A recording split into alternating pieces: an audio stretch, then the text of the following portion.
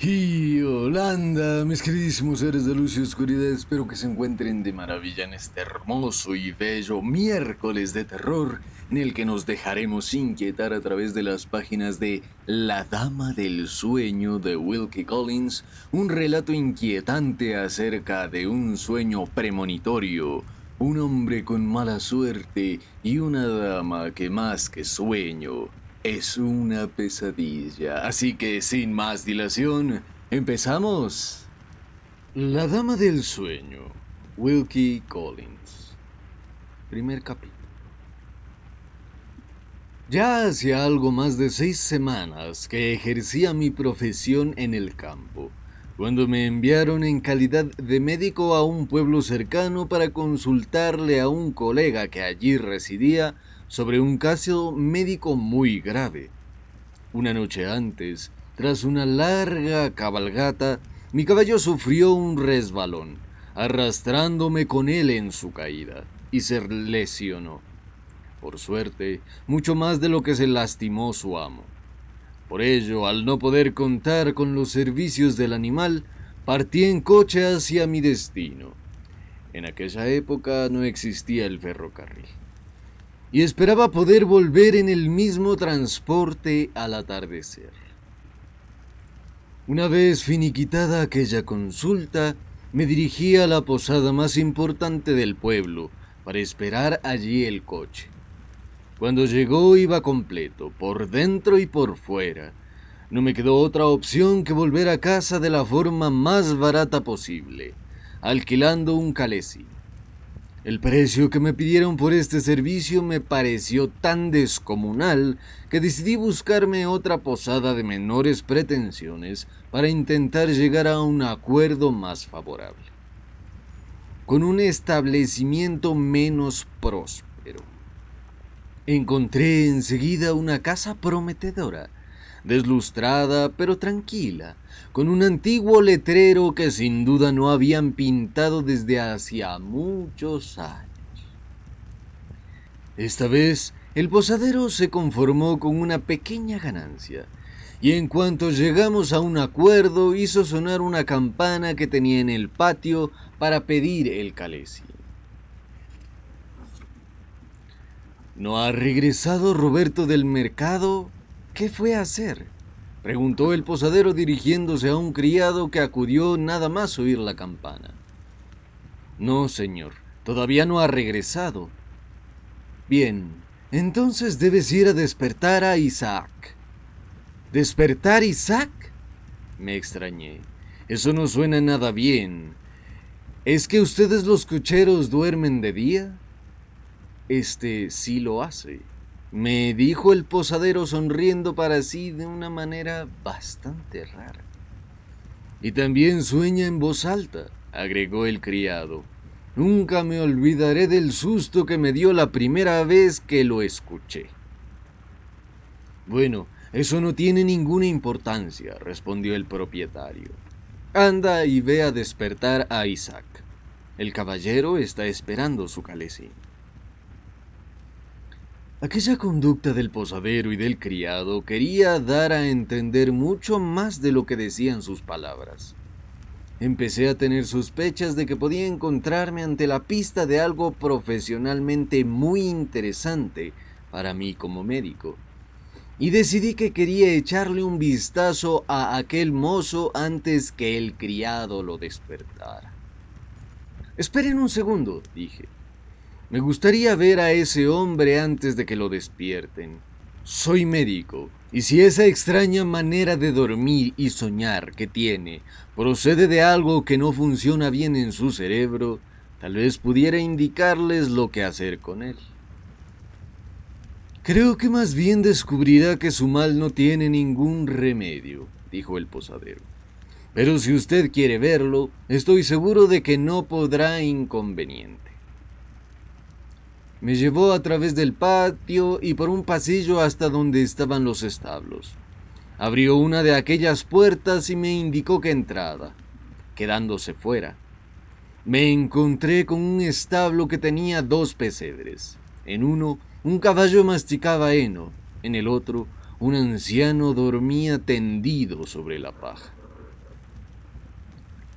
Me agaché y observé con mucha atención.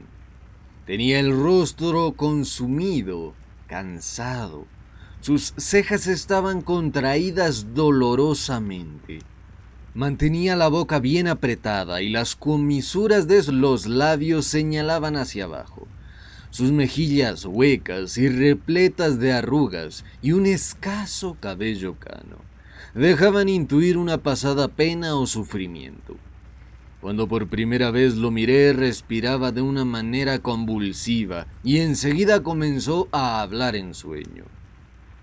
¡Levantaos!, oí como decía tras un rápido susurro a través de sus apretados dientes. ¡Levantaos! ¡Asesino! Movió el brazo con lentitud hasta apoyarlo en su garganta. Se estremeció algo y se dio vuelta sobre la paja. A continuación, apartó el brazo de la garganta, estiró la mano hacia afuera y se cerró hacia el lado sobre el que antes se había vuelto, como si agarrase el borde de algún objeto. Observé que movía sus labios y me incliné sobre él un poco más. Seguía hablando en sueños. Ojos claros y grises, murmuró, y el párpado izquierdo caído. Cabellos rubios con toques dorados. Está bien, mamá. Hermosos brazos blanquecinos, con leve vello. Manos pequeñas de dama, con sombras rojizas bajo las uñas. El cuchillo, siempre el miserable cuchillo. Primero a un lado, después al otro. ¡Ah! ¿Dónde está el maldito cuchillo, demonia? Con estas últimas palabras, su voz se elevó y, de repente, él se inquietó. Vi cómo se estremecía sobre la paja. Su rostro alejado se cogió y alzó las manos a través de un espasmo brusco e histérico. Estas golpearon la parte inferior del pesebre bajo el que estaba acostado, y el golpe lo despertó. Antes de que abriera sus ojos del todo y recobrara el sentido, tuve apenas tiempo de deslizarme tras la puerta y cerrarla. ¿Conoce usted algo sobre el pasado de este hombre?, pregunté al posadero. Sí, señor. Conozco bastante su pasado, respondió. Se trata de una historia extraña, poco común. La mayoría de la gente no se la cree. Sin embargo, es cierta. Hombre, no tiene más que mirarlo, prosiguió el posadero mientras abría de nuevo la puerta del establo. Pobre diablo, está tan agotado debido a sus noches de insomnio que ha vuelto a dormirse. No lo despierte, le dije. No tengo ninguna prisa por el coche. Esperemos que vuelva el del recado el otro hombre, y, mientras tanto, les suplico que me sirva algo para comer y una botella de vino, y que la comparta conmigo. Tal como había pensado, el corazón de mi anfitrión se ablandó cuando bebió su propio vino. Enseguida habló sobre el hombre que dormía en el establo, y poco a poco pude sacarle toda la información. A pesar de los extravagantes e increíbles que estos hechos puedan parecer a todo el mundo, lo voy a contar aquí tal como los oí y de la manera que ocurrieron.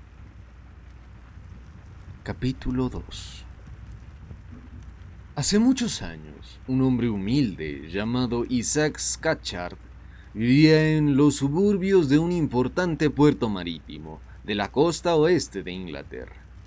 Sus escasos medios de vida provenían de los trabajos que podía encontrar como cochero y, si las cosas le iban bien, de vez en cuando de contratos temporales, prestando sus servicios como mozo de cuadra en algunas fincas privadas. Era un hombre cumplidor, serio y honesto, pero carecía de suerte en su oficio. Su mala suerte era conocida entre sus vecinos. Perdía buenas oportunidades constantemente sin que se le pudiera culpar a él, y siempre servía con gente amiga que no se mostraban puntual en el pago de los salarios la mayoría de las veces. El mote que tenía en el barrio era Pobre Isaac, y nadie podía asegurar que no se lo mereciera sobradamente. Con una ración de adversidad mucho mayor de la que suele soportar un hombre normalmente, Isaac solo tenía un consuelo, de lo más triste y negativo.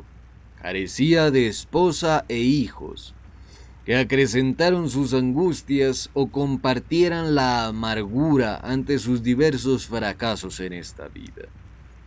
Lo que podía deberse a una simple insensibilidad o a un generoso rechazo a implicar a terceros en su desdichado destino. Llegó a la madurez sin casarse, y lo que resulta aún más, sin exponerse ni una sola vez, desde los 18 a los 38 años, a la más amable imputación de haber tenido alguna amante. Cuando no estaba trabajando, vivía junto a su madre viuda, la señora Scatchard. En cuanto a su inteligencia y modales, era una mujer superior a la media, de las que compartían su baja condición. Como suelen decir, había conocido días mejores, pero nunca lo comentaba en presencia de extraños, y aunque era amable con todos los que se acercaban a ella, no cultivó nunca amistades íntimas con sus vecinos. Se las arreglaba con mucho trabajo para cumplir sus necesidades, haciendo labores pesadas para los sastres, y siempre conseguía mantener su casa decente, para que su hijo pudiese acudir cada vez que la mala suerte lo dejaban indefenso ante el mundo. Un frío otoño, cuando Isaac estaba ya cerca de la cuarentena y durante el que se encontraba, como siempre, desocupado sin que fuese culpa suya, emprendió un largo paseo tierra adentro, desde la casa de su madre hasta la finca de cierto caballero que, según había oído, necesitaba un mozo de cuadra. Tan solo faltaban 2 días para su cumpleaños y la señora Scatchard, con el cariño de siempre, antes de partir le hizo prometer que regresaría a tiempo de pasar el aniversario junto a ella, de la manera más alegre que sus pobres medios pudiesen permitirles. A él no le importaba contentar a su madre, aunque tuviera que dormir en el camino, una noche en la ida y otra en la vuelta. Iniciaría el viaje el lunes por la mañana y, lograra o no el trabajo, regresaría para la comida de cumpleaños el miércoles, a primera hora de la tarde.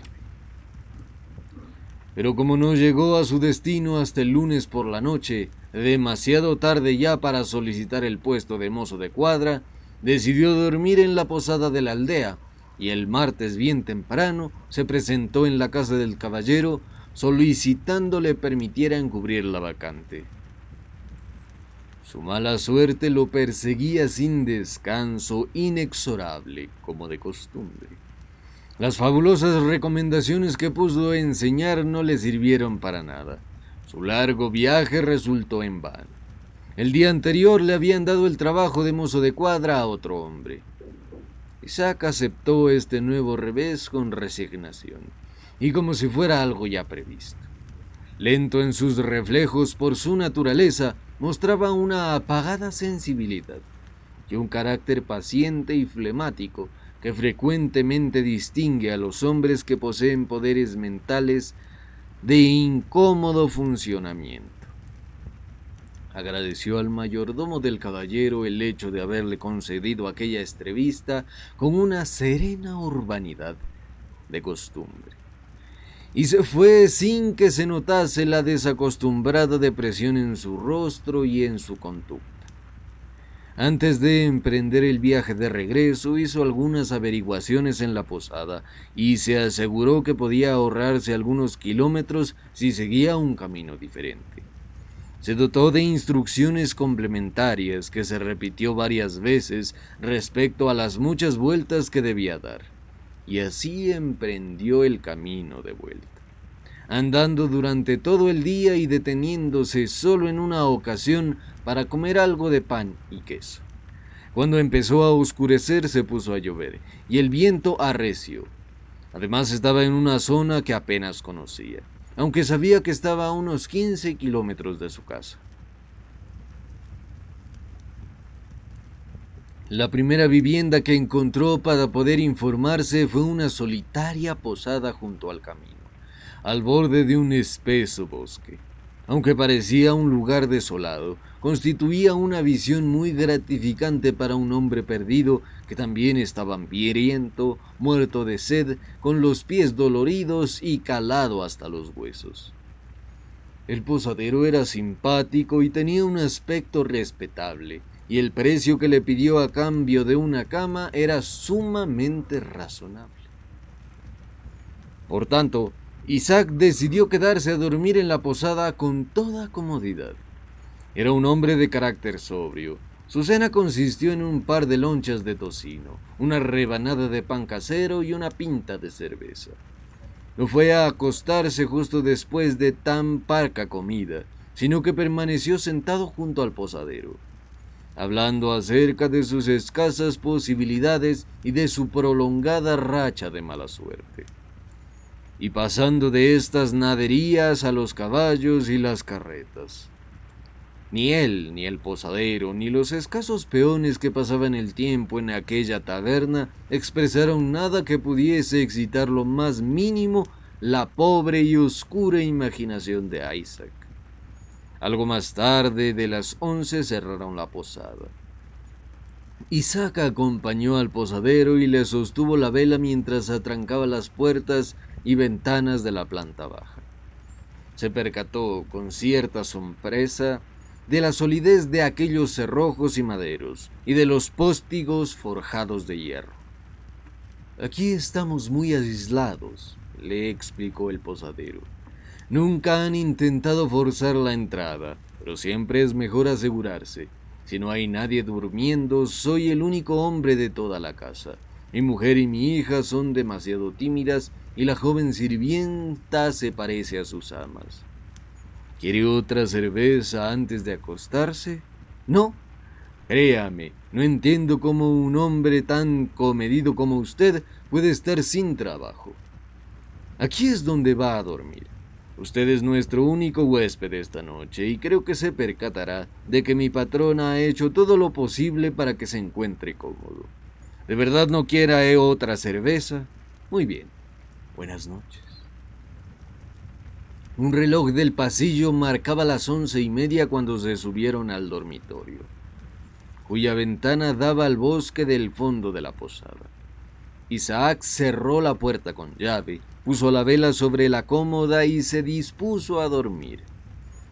Un gélido viento otoñal continuaba bufando y su solemne gemido, monótono, ascendente, recorriendo aquel bosque, se mostraba triste y tétrico en el silencio de la noche.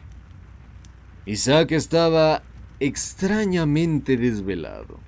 Cuando se echó sobre la cama, decidió dejar la vela encendida hasta que empezase a dormirse, pues había advertido algo deprimente, hasta hacerse insoportable, en la idea de mantenerse despierto a oscuras, oyendo aquel gemido taciturno e incesante del viento en el bosque. El sueño le llegó sin que se percatara. Se le cerraron los ojos y se quedó dormido, sin tiempo de poder apagar la vela. La primera impresión de la que fue consciente tras fundirse en el sueño fue un insólito escalofrío que lo recorrió de pies a cabeza con brusquedad, y un horrible dolor en el corazón, como nunca antes había sentido. El escalofrío tan solo perturbó su sueño, el dolor lo despertó de repente. En un momento pasó de un estado de sueño a un estado de vigilia, con los ojos bien abiertos y las impresiones mentales despejadas en un santiamén, como si se tratase de un milagro. La vela ardió casi hasta el final, y la luz era, en ese momento, íntegra y clara en la pequeña habitación. Entre los pies de la cama y la puerta cerrada se alzaba, observándolo, una mujer con un cuchillo en mano. El impacto de aquel terror le dejó aturdido, sin palabras, pero aún así no perdió la claridad sobrenatural de sus facultades y no apartó en ningún momento la vista de aquella mujer. Ella no dijo nada mientras se miraban cara a cara, pero comenzó a moverse con lentitud hacia el lado izquierdo de la cama. La siguió con la mirada. Era rubia, hermosa, con unos cabellos de color lino y unos ojos grises y claros, con el párpado izquierdo algo caído. Notó esos detalles y los grabó en su mente antes de que la mujer llegara hasta el extremo de la cama. Sin decir una sola palabra, sin expresión alguna en su rostro, sin ruido alguno que siguiera a cada pisada, ella se le fue acercando paso a paso. Se detuvo y alzó el cuchillo lentamente. Se puso el brazo derecho sobre la garganta para protegerse, pero cuando advirtió que el cuchillo bajaba, movió la mano hacia su derecha y sacudió el cuerpo de tal manera que el cuchillo se hundió en el colchón de la cama, a 1 centímetro escaso de su hombro. Isaac fijó su mirada en el brazo y en la mano de la mujer mientras retiraba lentamente el cuchillo del colchón. Se trataba de un brazo blanquecino, muy bien formado, con un hermoso vello que cubría ligeramente la clara piel, con una tierna mano de mujer, investida por la hermosura de un rubor sonrosado debajo y alrededor de sus uñas. La mujer terminó de retirar el cuchillo y se dirigió al pie de la cama lentamente. Se detuvo 1 segundo allí mismo, mirando a aquel hombre. Después se dirigió, sin hablar, sin ninguna expresión en su hermoso rostro impávido, sin un solo sonido que siguiera sus furtivos pasos, hacia el lado derecho de la cama, donde él se encontraba tendido en ese momento. Al acercarse alzó el cuchillo otra vez y él se apartó a la izquierda. Como antes, ella golpeó el colchón, con un movimiento perpendicular hacia abajo, premeditado. En esta ocasión la mirada de Isaac pasó de la mujer al cuchillo. Era parecido a una de esas grandes navajas que había visto utilizar cortando el pan y el tocino a los jornaleros. Unos dedos pequeños y tiernos apenas ocultaban 2/3 de la empuñadura. Isaac observó que ésta estaba hecha con cuerno de gamo. Estaba limpia y brillante como la hoja, que presentaba un aspecto resplandeciente. Ella retiró el cuchillo una segunda vez, lo ocultó en la boca manga de su vestimenta y luego se detuvo junto a la cama y se quedó observándolo. Por 1 segundo él pudo verla de pie en aquella posición, y después la mecha de la vela cayó en el candelero. La llama menguó hasta convertirse en un leve puntito azul, y la habitación quedó totalmente a oscuras. Otro segundo, o aún menos si es posible, transcurrió así y luego la mecha llameó humeante por última vez.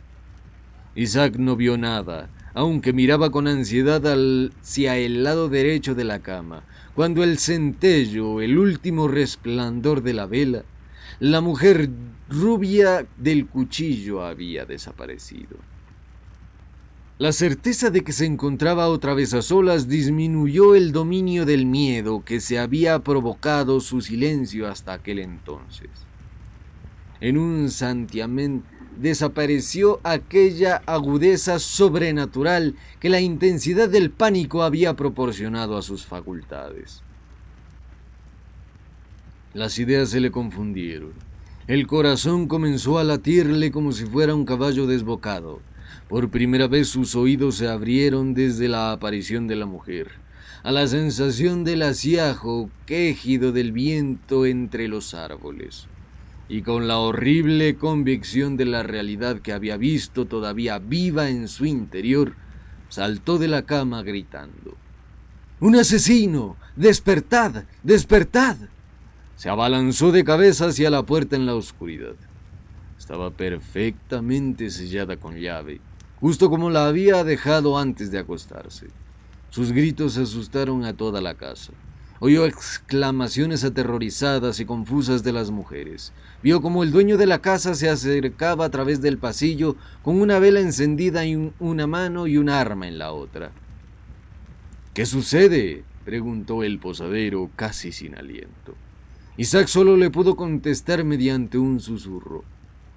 «Una mujer con un cuchillo en la mano», dijo con una voz intermitente. «En la habitación, una mujer rubia intentó clavarme un cuchillo en 2 ocasiones».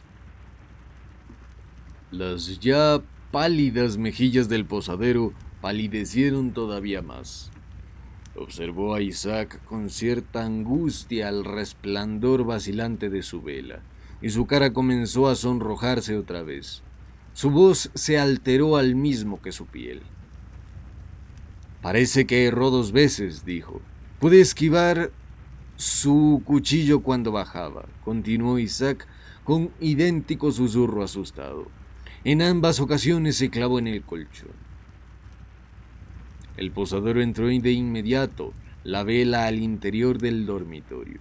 En menos de 1 minuto, con un ataque de furor impetuoso, salió otra vez al pasillo. «Que el diablo los maldiga, tanto a usted como a la mujer del cuchillo.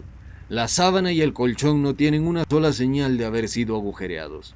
¿Qué es lo que pretende, introduciéndose así en una casa decente y volviendo loca a una familia solo por un sueño?» «Me marcharé de su casa», dijo Isaac con voz débil. «Prefiero estar en camino bajo esta lluvia y en medio de la oscuridad, en dirección a mi casa, que otra vez en esta habitación, después de lo que he visto en ella. Déjeme una vela para poder vestirme y dígame cuánto debo pagarle». «¿Pagarme?», gritó el posadero entrando en el cuarto con la luz de muy mal humor. «Nunca le habría hospedado, ni por todo el oro del mundo, si hubiese sabido por anticipado que usted soñaba y gritaba de ese modo. Mire la cama, donde hay un corte de cuchillo. Mire bien la ventana. Está la cerradura forzada. Fíjese también la puerta, que yo mismo incluso le oí sellar con llave. Es que está rota. Una asesina con cuchillo en mi casa. Vergüenza debería darle». Isaac no respondió ni una sola palabra. Se vistió con rapidez y después ambos bajaron juntos. «Son cerca de las 2:20», dijo el posadero cuando pasaron cerca del reloj. «Bonita hora de la madrugada para aterrorizar a la gente honrada». Isaac pagó la cuenta y el posadero lo acompañó hasta la puerta principal. Se separaron sin decir una palabra. Había cesado la lluvia, pero la noche era aún más oscura y el viento más frío que antes. A Isaac le importó muy poco la oscuridad, el frío o las dudas sobre el camino de regreso. Si lo hubiesen arrojado a un páramo en medio de una borrasca, le habría resultado un alivio después de todo lo que había sucedido en el dormitorio de aquella posada. ¿Quién podría ser la mujer rubia del cuchillo, la muchacha de un sueño, o uno de esos seres del mundo misterioso que los hombres denominan fantasmas? No podía sacar nada en limpio de aquel misterio, y así continuó hasta el mediodía del miércoles, cuando se encontró, después de perderse varias veces, ante el umbral de su casa. Capítulo 3. Su madre salió a recibirlo con cierta ansiedad, que luego se acrecentó cuando observó en un instante en su cara que algo iba mal.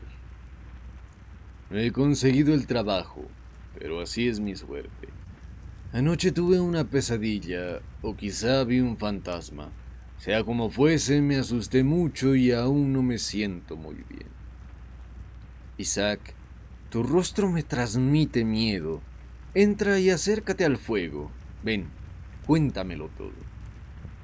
Él estaba tan ansioso por contárselo como ella por oírlo, porque durante todo el camino de vuelta a casa había tenido la esperanza de que su madre, con una inteligencia más rápida y conocimientos superiores, pudiera ser capaz de aclararle aquel misterio que él mismo era incapaz de resolver.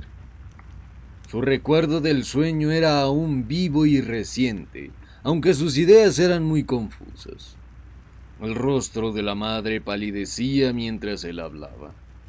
No lo interrumpió ni una sola vez, pero cuando terminó, puso su silla cerca a la de él, lo rodeó por el cuello con sus brazos y le dijo: Isaac, tu pesadilla fue el miércoles de madrugada. ¿Qué hora era cuando reparaste en la mujer rubia con el cuchillo en la mano? Isaac recordó lo que había dicho el posadero al pasar junto al reloj cuando se iba de la posada.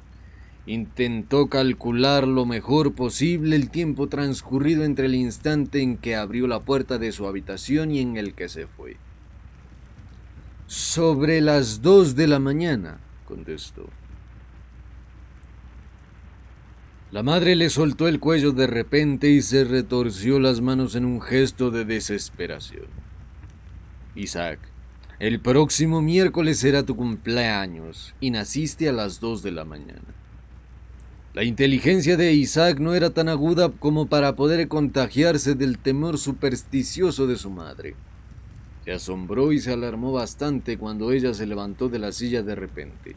Abrió un antiguo escritorio, cogió una pluma, papel y tinta y le dijo: Tienes una memoria escasa, Isaac, y ahora que ya soy vieja, la mía no es mucho mayor. Quiero que los dos conozcamos todo sobre este sueño dentro de unos años, tan bien como lo conocemos en este momento. Repíteme otra vez lo que me has contado hace unos minutos, cuando me relatabas el aspecto de esa mujer. Isaac la obedeció y se quedó asombrado cuando observó cómo su madre apuntaba con sumo cuidado en el papel cada una de las palabras que él pronunciaba. Ojos grises y claros, escribió ella cuando llegaron a la parte descriptiva, con el párpado izquierdo algo caído, el cabello color lino, con cierto matiz dorado, unos brazos blanquecinos con ligero vello, unas manos pequeñas de señora acomodada con sombra rojiza alrededor de las uñas, una gran navaja con la empuñadura de cuero de gamo, llameante. A todos estos detalles la señora Scatcherd añadió el año, el mes, el día de la semana y la hora de la madrugada en que la dama de aquel sueño se le había aparecido a su hijo. Después, guardó cuidadosamente el papel con llave en el escritorio. Ni aquel mismo día ni en ningún otro posterior fue capaz el hijo de inducirla a volver a hablar de aquel sueño. Ella se guardó celosamente para sí lo que pensaba sobre el asunto, y hasta se negó a mencionar otra vez el papel que guardaba en el escritorio. No pasó demasiado tiempo antes de que Isaac se cansara de tratar de romper el decidido silencio materno. Y el tiempo, que desgasta cualquier cosa tarde o temprano, desgastó poco a poco la impresión que aquel sueño le había producido. Empezó a pensar en él con indiferencia y terminó por no pensar en él para nada. Este resultado pudo confirmarse con mayor facilidad gracias a la sucesión de ciertos cambios de importancia que mejoraron sus circunstancias y que comenzaron no mucho después de aquella noche de su horrorosa experiencia en la posada.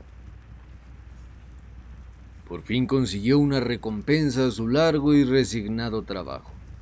En la adversidad, obteniendo un inmejorable trabajo que le duró 7 años, dejándole tras el fallecimiento de su amo no solamente unas referencias extraordinarias, sino además una estimable pensión anual que se le concedió como premio por haber salvado la vida de su amo en un accidente.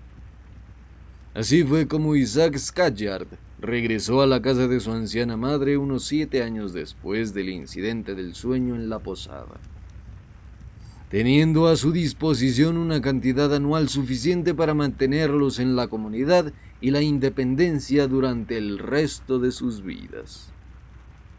La madre, cuya salud había empeorado bastante en aquellos 7 años, supo aprovechar el cuidado que le proporcionaron y el hecho de verse libre de cualquier problema económico, de manera que al llegar el cumpleaños de Isaac, fue capaz de sentarse a la mesa sin problemas y cenar junto a él. Aquel mismo día, cayendo la noche, la señora Scatcherd descubrió que una botella de tónico que acostumbraba a beber y de la que creía que quedaban 1 o 2 tragos, todavía estaba totalmente vacía. Isaac se ofreció para ir a comprarle otra a la farmacia. Se trataba de una noche de otoño tan gélida y lluviosa como aquella de la célebre ocasión en que se había perdido, y había decidido dormir en la funesta posada situada junto al camino. Cuando estaba a punto de entrar en la farmacia, se cruzó con una señora vestida humildemente que salía y que pasó a su lado con rapidez. Lo poco que fue capaz de ver de su rostro le impresionó y la siguió con la mirada mientras bajaba las escaleras de la entrada. ¿Se ha fijado usted en esa mujer?, le comentó el mozo de bótica que estaba detrás del mostrador. Creo que hay algo que no marcha muy bien en ella. Me ha solicitado laudano para ponérselo en un diente con caries. El dueño ya hace tiempo que ha salido y yo le he dicho que no me permitían venderle veneno a desconocidos durante su ausencia.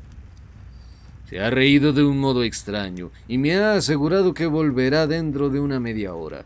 Si espera que mi patrón se lo proporcione, se llevará una decepción. Señor, se trata de un caso de suicidio, sin duda. Estas palabras aumentaron hasta el infinito el rápido interés que Isaac había sentido por aquella mujer cuando le vio el rostro. Una vez que le hubieron servido el tónico, la buscó por todas partes en la calle con una mirada ansiosa. Logró encontrarla andando con parsimonía de un lado al otro, por el lado opuesto del camino. Asombrado y con el corazón latiéndole con fuerza, Isaac cruzó la calle y se dirigió a ella. Le preguntó si tenía algún problema. Ella le enseñó su chal raído, el vestido barato, el sombrero sucio y estropeado, y después se movió hasta debajo de una farola para que la luz le incidiera sobre el rostro, hosco, pálido, pero aún hermoso. Le parezco una señora acomodada y feliz, ¿verdad?, dijo con una amarga sonrisa. Hablaba con una entonación tan pura como Isaac nunca antes había oído, si no era de boca de una dama. Las más sencillas acciones de aquella mujer parecían poseer una elegancia fluida y desganada, como las de una mujer con una buena educación. Su piel, a pesar de aquella palidez propia de la pobreza, era delicada, como si antes hubiera podido disfrutar de cada una de las comodidades sociales que el dinero puede proporcionar. Hasta sus manos, delicadamente moldeadas, sin guantes, no habían perdido su blancura. Poco a poco, mientras respondía a las preguntas de Isaac, se desgranó la triste historia de aquella mujer. No es necesario contarla aquí. Se puede contar cuantas veces sea necesario en los informes de la policía y en las noticias breves sobre intentos de suicidio. Mi nombre es Rebecca Murdoch, dijo la mujer cuando acabó. Me quedan solo 9 peniques y pensé en gastármelos en una farmacia para poder asegurarme el billete al otro mundo, por difícil que sea. Para mí no puede ser aún peor, así que ¿para qué detenerme? Además de aquella compasión y del abatimiento que sacudieron su corazón ante lo que estaba oyendo, Isaac sintió como en él se manifestaba una extraña influencia durante todo el tiempo que la mujer estuvo hablando. una influencia que enmarañaba sus pensamientos por completo y que casi le privaba del don del habla. Todo lo que fue capaz de responder ante aquellas últimas temerarias palabras de la señora era que le impediría atentar contra su propia vida, aunque se viese obligado a seguirla toda la noche hasta lograrlo. Su seriedad, entre ruda y temblorosa, pareció impresionar a la dama. «No voy a ocasionarle ese problema», respondió al repetir él sus protestas. «Hablándome con esa humanidad, usted ha provocado que vuelva a tener afecto a la vida. No es necesaria amenaza ni promesa alguna. Usted puede creerme.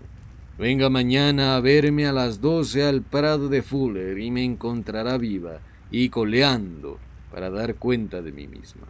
No, nada de dinero. Con estos 9 peniques encontraré algún refugio donde pasar la noche». Se despidió mediante un movimiento con la cabeza. Él no intentó seguirla ni pensó que lo engañara. «Es absurdo, pero no puedo dejar de creerla», se dijo a sí mismo. Y regresó algo aturdido a su casa. Su cerebro seguía absorto de una manera tan ardua como su nuevo centro de interés, que no fue capaz de advertir al entrar con el medicamento lo que su madre estaba haciendo. Había abierto su viejo escritorio y leía con atención el papel que guardó hace años. En cada cumpleaños de Isaac, desde el año en que había notado los detalles de aquel sueño contados de sus propios labios, acostumbraba a leer dicho relato y a meditar en secreto sobre él. Al día siguiente Isaac fue al Prado de Fuller. Había hecho bien al creerla sin reservas. Estaba allí, muy puntual, para dar cuenta de sí misma. En aquella memorable mañana, las últimas endebles defensas que le quedaban a Isaac en el corazón contra la fascinación que empezaban a ejercer inescrutablemente sobre él cualquier palabra o mirada de aquella mujer, se desvanecieron y desaparecieron ante ella para siempre. Cuando un hombre que se mostró insensible a la influencia de las mujeres en su juventud entabla una relación ya con edad madura, son muy extraños los casos, sean cuan sean las circunstancias de advertencia, en los que se encuentra capacitado para liberarse de la tiranía de esa nueva pasión que lo domina. Ese encanto de que le hablara de manera familiar, afable y agradecidamente, una mujer cuyo lenguaje de modales seguía conservando un refinamiento suficiente como para dejar ver la alta clase social a la que antaño había pertenecido, hubiese resultado un peligroso lujo para un hombre de la posición de Isaac a los 20 años. Pero era aún mucho más que eso, suponía la ruina segura para él. Ahora que su corazón podría abrirse sin límite alguno ante esta influencia nueva, en una época intermedia de su vida en que los sentimientos fuertes de cualquier tipo, una vez que se han implantado, echan raíces con mayor fuerza en la consistencia moral de un hombre. Otras entrevistas secretas en el Prado de Fuller posteriores a esta primera remataron su envanecimiento. En algo menos de un mes a partir del día en que la conoció, Isaac Scatchard había logrado darle a Rebecca Murdoch un nuevo interés por la vida y la oportunidad de recobrar el carácter que había perdido al prometerle que la convertiría en su esposo. Ella se había hecho la dueña no solo de sus pasiones, sino también de sus facultades. Isaac centraba toda su atención en cuidarla. Ella lo dirigía en todos los sentidos. Hasta lo instruyó sobre cómo darle a su madre la noticia del cercano casamiento de la manera más conveniente posible. «Si primero le cuentas la manera en que me conociste y quién soy», dijo aquella astuta mujer, «removerá el cielo y la tierra para impedir nuestra boda. Mejor dile que soy la hermana de un compañero de trabajo. Pídele que me vea antes de seguir con todo y deja a mi cargo lo demás. Pienso lograr que me quiera casi tanto como a su Isaac antes de que se entere de quién soy realmente». El motivo del engaño ya era suficiente para santificarla ante los ojos de Isaac.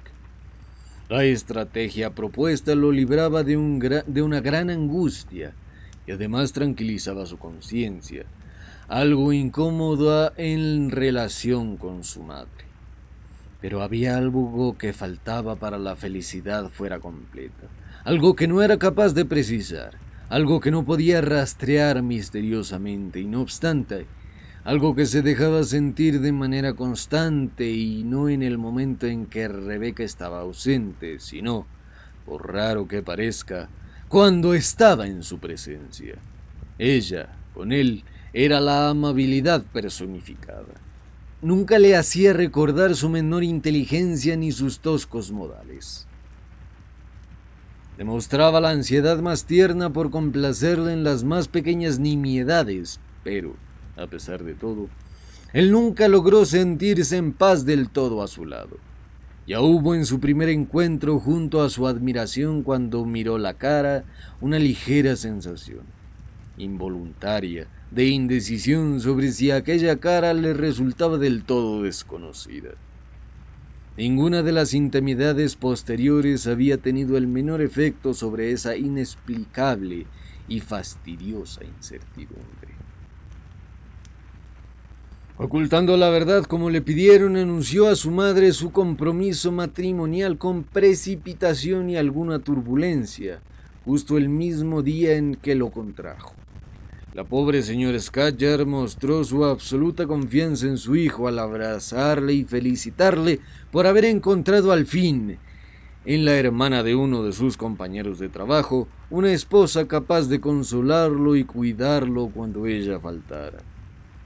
Tenías unas ganas enormes de conocer a la mujer que había elegido su hijo, y decidieron fijar el día siguiente para la presentación. Era una brillante y soleada mañana, y el saloncito de la pequeña casita estaba inundado de luz cuando la señora Scudder, con muestras de gran felicidad y expectante, vestida con sus galas de domingo para aquella ocasión, se sentó a esperar a su hijo y a su futura nuera. Justo a la hora prevista, Isaac hizo entrar en la habitación, con algún apuro y nerviosismo, a su prometida. Su madre se levantó para recibirla. Se adelantó unos pasos sonriendo, miró directamente a los ojos a Rebeca y se detuvo de repente. Su cara, que justo antes estaba radiante, se volvió pálida en un segundo. Sus ojos perdieron toda expresión de ternura y cortesía y fueron invadidos por un sórdido terror. Sus brazos cayeron a los lados y retrocedió algunos pasos, emitiendo en voz baja una exclamación que iba dirigida a su hijo. Isaac murmuró cogiéndolo con fuerza de un brazo cuando él le preguntó asustado si estaba indispuesta. La cara de esta mujer. ¿Es que no te recuerda nada? Antes de que pudiese contestar, antes de que pudiese darse vuelta hacia donde se encontraba Rebeca, boca abierta y enojada por aquel recibimiento en la otra punta de la habitación, la madre de Isaac le señaló impacientemente el escritorio y le proporcionó la llave. «Ábrelo», le suplicó a través de un suspiro rápido y entrecortado. «¿Qué significa todo esto? ¿Por qué me tratáis como si no tuviera nada que hacer aquí? ¿Tu madre pretende insultarme?», preguntó Rebeca irascible. «Ábrelo y coge el papel que está en el cajón de la izquierda». Date prisa, por Dios», urgió la señora Scudder encogiéndose de terror. Isaac le dio aquel papel. Ella lo miró ansiosamente durante un momento y después miró a Rebeca, que empezaba a alejarse con altivez para abandonar el cuarto, y la cogió por un hombro. La alzó de una manera brusca, la manga larga y suelta de su vestido, y le observó la mano y el brazo. Algo semejante al miedo comenzó a dominar la furiosa expresión del rostro de Rebeca una vez logró liberarse del anciano. «Loca», dijo para sí, Isaac nunca me previno. Con estas palabras abandonó la casa. Isaac se apresuró a seguirla en el momento en que su madre se dio la vuelta y lo detuvo. A él se le rompió el corazón viendo la desdicha y el horror reflejados en la cara de la anciana mientras le miraba. Ojos grises y claros, dijo la madre en un tono serio, casi lúgubre, asustado, señalando a la puerta abierta. El párpado izquierdo algo caído, cabello color de lino con un leve matiz dorado, los brazos blanquecinos con algo de vello, las manos de señorita con cierto matiz rojo bajo las uñas. ¡La dama del sueño! ¡Isaac! ¡Es la dama del sueño! Aquella pequeña duda que había inundado su alma y de la que nunca pudo librarse en presencia de Rebecca Murdoch quedó resuelta para siempre. Así pues, ella había visto aquel rostro con anterioridad, exactamente 7 años antes, justo el día de su cumpleaños, en el dormitorio de aquella solitaria posada. Ten cuidado, ten mucho cuidado, hijo mío. Isaac, deja que se marche y quédate a mi lado. Algo oscureció la ventana de la sala cuando se dijeron esas palabras. Un repentino escalofrío recorrió todo el cuerpo de Isaac y miró de reojo aquella sombra. Rebecca Murdoch había regresado. Estaba observando con curiosidad por encima del parapeto de la ventana. Le he prometido casarme, madre, dijo, y debo cumplirlo. Mientras hablaba brotaron las lágrimas de sus ojos, que le nublaron la vista, pero aún así pudo alcanzar a ver aquel rostro fatal fuera, alejándose otra vez de la ventana. Su madre abatió todavía más la cabeza. ¿Te sientes mal?, dijo él. Isaac, me siento deshecha. Se inclinó sobre ella y la besó. En el momento en que lo hacía, la sombra regresó a la ventana y aquel rostro fatal observó otra vez más con curiosidad. Capítulo 4. 3 semanas después, Isaac y Rebecca se convirtieron en marido y mujer. Todo lo que había en la naturaleza moral del hombre de tenacidad y obstinación sin esperanzas parecía haberse limitado en torno a su fatal pasión. Y había logrado fijarla de modo inalterable en su corazón. Después de aquella primera entrevista en la sala de la casa, nada lograría convencer a la señora Scatchard de volver a ver otra vez a la esposa de su hijo, o ni siquiera hablar con ella cuando Isaac se esforzara por defender su causa después de la boda. Esta conducta de ningún modo estaba provocada por el descubrimiento de la degradación en que había vivido hasta aquel momento Rebecca. Ese no era el problema entre madre e hijo. El único problema estaba en el terriblemente exacto parecido entre aquella mujer viva de carne y hueso y la mujer espectral del sueño de Isaac. Por otra parte, Rebecca no sentía ni expresaba la menor pena ante el distanciamiento entre ella y su suegra.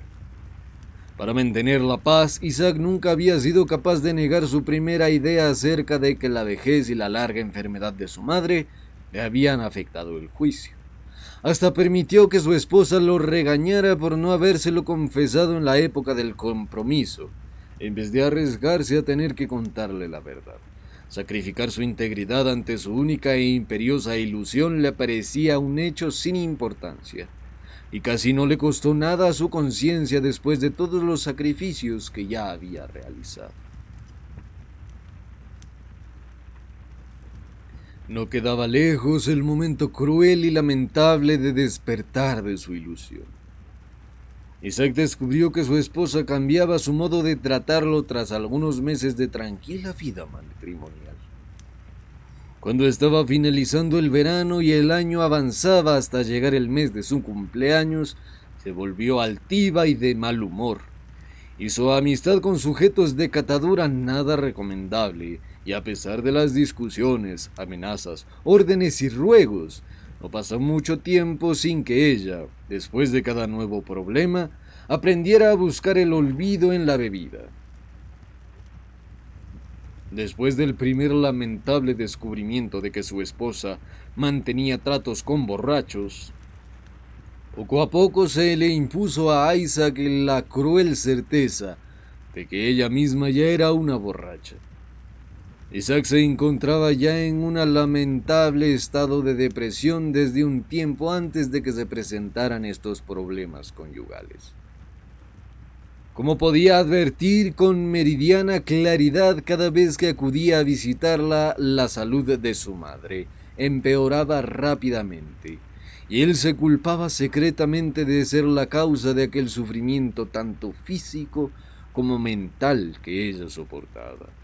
Cuando se añadió la vergüenza y la desgracia ocasionadas por el descubrimiento de la degradación de su mujer, a sus remordimientos en relación con su madre, se derrumbó ante aquellas claras pruebas.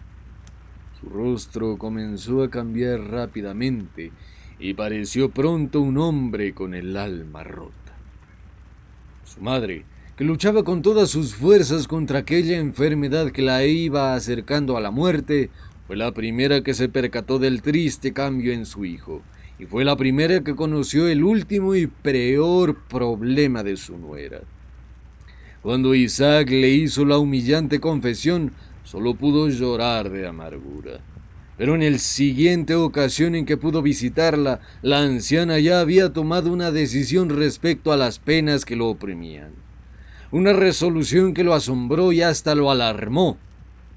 La encontró lista para salir y cuando le preguntó el motivo, su padre le respondió: Isaac, ya no me resta mucho tiempo de vida y no estaré tranquila en mis últimos días a menos que haga todo lo posible para que mi hijo sea feliz por fin. Tengo que olvidar todos mis miedos y sentimientos y acompañarte a ver a tu esposa y hacer todo lo que esté a mi alcance para que ella reaccione. Coge mi brazo, Isaac, y permíteme hacer por ti lo último que me sea posible antes de que pueda ser demasiado tarde. Él no fue capaz de negarse, y ambos marcharon juntos con lentitud camino a su infeliz hogar. Llegaron a la casa cuando apenas era la 1 de la tarde. Ya era la hora de la comida y Rebeca estaba en la cocina, de manera que Isaac consiguió llevar a su madre a la salita y preparar después a su mujer para el encuentro. Afortunadamente a esa hora del mediodía ella no había bebido mucho y estaba con menos mal humor y no tantos caprichos como de costumbre. Así pues, Isaac regresó junto a su madre con la cabeza razonablemente despejada. Enseguida entró su esposa en la salita y el encuentro con la señora Scatchard se desarrolló mejor de lo que él se hubiese atrevido a esperar, aunque se percató con una secreta preocupación de que su madre, por más intención que tuviera en controlarse en otros aspectos, no podía mirar a la cara a su nuera cuando le hablaba. Por lo tanto, para él constituyó un alivio que Rebeca empezara a tender el mantel sobre la mesa. Después llevó la tabla del pan y cortó una rebanada para su marido, regresando a la cocina a continuación. En ese instante, Isaac, que todavía vigilaba a su madre ansiosamente, se asustó al ver en el rostro de la anciana aquel cambio terrorífico que la había sobresaltado tanto durante la mañana en que conoció a Rebeca. Antes de que pudiese decir algo, ella le susurró horrorizada: Llévame contigo a mi casa, Isaac. Ven, y no regreses jamás. Temía pedirle una explicación. Solo logró hacerle un gesto para que se callara y la ayudó a alcanzar la puerta lo antes posible. Cuando pasaron junto a la tabla del pan, se detuvo y se la señaló. ¿Viste con lo que cortó tu mujer el pan?, susurró en voz baja. No, mamá. No presté atención. ¿Con qué? Mira. Era una navaja grande y nueva, con la empuñadura de cuero de gamo, que descansaba al lado de la hogaza de pan sobre la tabla. Él adelantó la mano temblorosa para cogerla, pero en ese mismo momento se oyó un ruido en la cocina y la madre le agarró el brazo. «Es el mismo cuchillo del sueño, Isaac. Creo que voy a desbañarme. Vámonos antes de que vuelva». Le costó sostenerla. Aquella realidad visible y tangible del cuchillo lo invadió de pánico y destruyó totalmente cualquier minúscula duda que hubiese podido tener hasta aquel momento en relación con la misteriosa advertencia onírica que sufrió 8 años atrás. Con un último esfuerzo sobrenatural, pudo controlarse lo necesario como para ayudar a su madre a salir de la casa con tanta cautela que la dama del sueño, pues ahora pensaba en su mujer dándole ese nombre, no vio cómo se iban desde la cocina. «No regreses, Isaac, no lo hagas», suplicó la señora Scudger cuando él comenzó a darse la vuelta para regresar después de dejarla de nuevo en su casita sana y salva. «Debo encargarme del cuchillo», contestó él en baja voz. Su madre intentó detenerlo, pero él se apresuró a salir sin decir palabra alguna. Al regresar a su casa se percató de que su mujer había notado la huida secreta de ambos. Había estado bebiendo y se hallaba en mitad de un furioso ataque de nervios. Había tirado la comida bajo la rejilla. El mantel ya no estaba sobre la mesa del saloncito. Pero ¿dónde estaba el cuchillo? Él se lo pidió, como sin darse cuenta. Ella se alegró ante aquella oportunidad de su petición le daba para enfadar. «¿Así que quieres ahora el cuchillo? ¿Puedes darme un motivo?»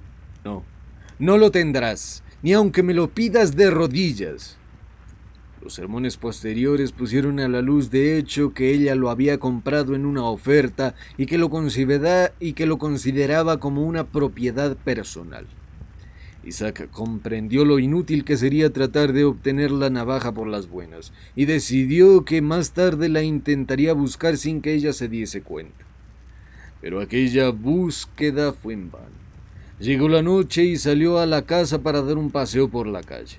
Le daba miedo dormir en la misma habitación con ella. Pasaron 3 semanas. Aún enfadada con él, la mujer no quería darle el cuchillo y él seguía dominado por el temor a dormir con ella en la misma cama. Paseaba cada noche por las calles o se dormía en la salita o permanecía sentado junto al catré de su madre. Antes de finalizar la primera semana de aquel nuevo mes, su madre falleció. Apenas quedaban unos 10 días para el cumpleaños de Isaac. Ella hubiese querido vivir hasta el aniversario. Isaac estuvo presente en el momento de su muerte y las últimas palabras que pronunció la anciana antes de expirar fueron para él. «No regreses, hijo mío, no regreses». Se vio obligado a regresar, aunque solo fue para vigilar a su mujer.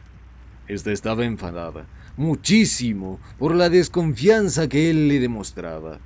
Como medio de venganza había buscado añadir un aguijón a su pena, en los últimos días de la enfermedad de su suegra, insistiendo que haría valer el derecho de asistir a su entierro. Ella, a pesar de todo cuanto él logró decir o hacer, se sujetó con una maliciosa persistencia a lo que había prometido, y en el día elegido para el sepelio impuso su presencia al esposo, con viveza y descaro gracias al alcohol, declarando que estaría en el cortejo fúnebre hasta la tumba de su madre. Ese último ultraje, además de todo lo que había de insultante en su aspecto y su conducta, lo enloqueció de repente y la golpeó. Nada más propinar aquel golpe se arrepintió. Ella se agachó sin decir una palabra, en un rincón de la habitación y lo miró fijamente. Su perversa mirada enfrió la sangre caliente de Isaac y le provocó temblores. Pero en ese momento no tenía tiempo para pensar en una manera de hacer las paces. No podía arriesgarse hasta que terminase la ceremonia religiosa y solo había un modo de tener seguridad. La encerró en su dormitorio con llave. Cuando horas más tarde regresó, se la encontró sentada, con cambios en su aspecto y su actitud, junto a la cama con un paquete en el regazo. Se puso en pie y se le encaró con una total serenidad, dirigiéndose a él con una extraña calma en la voz, una asombrosa tranquilidad en la mirada y una sorprendente compostura de sus modales. «Ningún hombre me ha pegado 2 veces», le dijo, «y mi esposo no dispondrá de una segunda oportunidad. Abre la puerta y déjame salir. A partir de hoy no volveremos a vernos». Antes de que él fuese capaz de contestar, ella pasó a su lado y abandonó la habitación. Isaac contempló cómo se alejaba por la calle. ¿Regresaría? Vigiló y esperó toda la noche, pero no escuchó sonido alguno de pasos acercándose a la casa. La siguiente noche, agobiado por el cansancio, se acostó vestido en la cama, con la puerta cerrada con llave. Está situada sobre la mesa y con una vela encendida. No perturbaron su sueño. Así también transcurrieron de la tercera a la sexta noche sin que nada sucediera. En la séptima noche ya estaba acostado, vestido, con la puerta cerrada con llave, la llave sobre la mesa y la vela encendida, pero mucho más tranquilo. Así pues, más tranquilo y en perfectas condiciones físicas, se quedó pronto dormido. Pero esta vez su descanso se vio perturbado. Se despertó 2 veces sin sensación alguna de inquietud, pero a la tercera tuvo aquella sensación del inolvidable escalofrío que había sentido la noche de la posada solitaria. Un terrible dolor agudo en medio del corazón que, de repente, lo despertó una vez más. Abrió los ojos mirando al lado izquierdo de la cama y estaba allí. Otra vez la dama del sueño. No, era su esposa, la realidad viva, con la cara espectral del sueño, con la actitud fantasmal del sueño, con su blanquecino brazo alzado y su cuchillo empuñado en aquella delicada mano blanca. Saltó casi en el justo instante en el que la vio, pero no fue lo suficientemente rápido como para impedir que ocultara el cuchillo. Sin palabra alguna por parte de él, sin exclamación ninguna por parte de ella, la inmovilizó sentándola en una silla. Le examinó la manga con una mano y allí, donde la dama del sueño había ocultado el cuchillo, allí lo había escondido su mujer. Aquel cuchillo con el mango de cuerno de gamo, con un aspecto resplandeciente. En mitad de la desesperación de ese terrífico momento, su cerebro se seguía manteniendo sereno y su corazón calmado. La observó atentamente con el cuchillo en la mano y pronunció las siguientes palabras. A pesar de que dijiste que no volveríamos a vernos, has regresado. Ahora es a mí al que le toca irse y lo haré para siempre. Te afirmo que no volveremos a vernos y no quebrantaré nunca mi palabra. La dejó y empezó a caminar en medio de la noche. Fuera el viento era gélido y el olor a la lluvia reciente saturaba todo el aire. Sonó el 1/4 en la distante campana de una iglesia mientras él andaba rápidamente más allá de las últimas casas de aquel suburbio. Preguntó al primer policía que se topó a qué hora correspondía el cuarto que acababa de oír. El hombre miró su propio reloj. A las 2. ¡Las 2 de la mañana! ¿Qué día acababa de empezar? Lo calculó partiendo de la fecha del funeral de su madre. La terrible correspondencia era total. Era su cumpleaños. ¿Había escapado ya del peligro mortal que el sueño le predijera o solo estaba recibiendo un segundo aviso? Cuando esa siniestra duda se fijó en su mente, se detuvo. Reflexionó y se dirigió otra vez a la ciudad. Aunque estaba totalmente decidido a cumplir su palabra de que ella no lo viera jamás, se le ocurrió la idea de hacer que la vigilaran y siguieran. Tenía el cuchillo. El mundo se abría a paso ante él. Pero otra nueva desconfianza lo había invadido. un temor impreciso, inenarrable, supersticioso. Debo saber a dónde acude, ahora que cree que la he abandonado, pensó mientras se acercaba fatigado a su casa. Aún estaba a oscuras. Él se había dejado la vela encendida en el dormitorio, pero cuando miró por la ventana no vio ninguna luz. Se acercó a la puerta con cuidado. Recordaba que la cerró al irse. Al tantearla ahora se la encontró abierta. Esperó afuera hasta que amaneció sin perder de vista la casa un solo momento. Después se atrevió a entrar, prestó atención y no pudo oír nada. Examinó la cocina, el lavadero y la salita, pero no encontró nada de nada. Al final subió al dormitorio que estaba vacío. En el suelo había una ganzúa que señalaba cómo había entrado su mujer por la noche, y aquella era la única pista que había dejado. ¿A dónde había ido? Nadie pudo decírselo. La intensa oscuridad se había ocultado su huida, y al amanecer nadie podía saber dónde se encontraba ella. Isaac, antes de abandonar para siempre su casa y la ciudad, dio instrucciones a un amigo y vecino suyo para que vendiese todos los muebles por lo que pudiera conseguir, y utilizar el total de aquella venta para contratar a un policía que siguiera la pista de la mujer. Esas órdenes se cumplieron con total honestidad y el amigo se gastó todo el dinero, pero las gestiones no dieron resultado alguno. Aquella ganzúa del piso del dormitorio era la única y última pista inútil sobre la dama del sueño. A esta altura de la historia, el posadero hizo una pequeña pausa y dirigiéndose a la ventana de la habitación en la que estábamos sentados, miró en dirección a los establos. «Eso es todo cuanto me contaron», dijo. «Lo poco que falta lo he podido saber por propia experiencia. 2 o 3 meses después de los acontecimientos que acabo de relatarle, Isaac Scatchard vino a verme, estropeado y envejecido, tal como lo ha podido ver hoy usted. Vino con sus referencias personales y me solicitó un trabajo. Tenía un lejano parentesco con mi mujer y por ello lo tomé a prueba, y me cayó bien pese a sus extrañas costumbres. Es un hombre tan comedido y honesto y voluntarioso como puede hacerlo cualquiera en Inglaterra.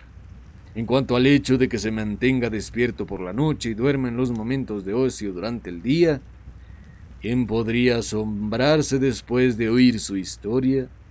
Además, tampoco se opone a que se le despierte cuando es necesario, así que, al fin y al cabo, no hay demasiado de qué quejarse. Supongo que tiene miedo a que vuelva ese espeluznante sueño y de despertarse en medio de la oscuridad, ¿no?, le dije. No, negó el posadero. El sueño se le ha repetido tantas veces que ahora puede soportarlo con completa resignación. Lo que le mantiene despierto toda la noche es su esposa. ¿Cómo? ¿Nunca ha sabido nada de ella? Nunca. Isaac tiene el único pensamiento constante sobre ella, que aún está viva y que lo está buscando. No se quedaría dormido a las 2 de madrugada ni por todo el oro del mundo. Cree que esa es la hora en que ella lo encontrará cualquier día. Las 2 de la madrugada es la hora en que quiere estar más seguro de que no tiene esa gran navaja en poder durante todo el año. No le importa quedarse solo siempre que se encuentre despierto, excepto en la noche previa a su cumpleaños, cuando cree sólidamente que su vida está en serio peligro.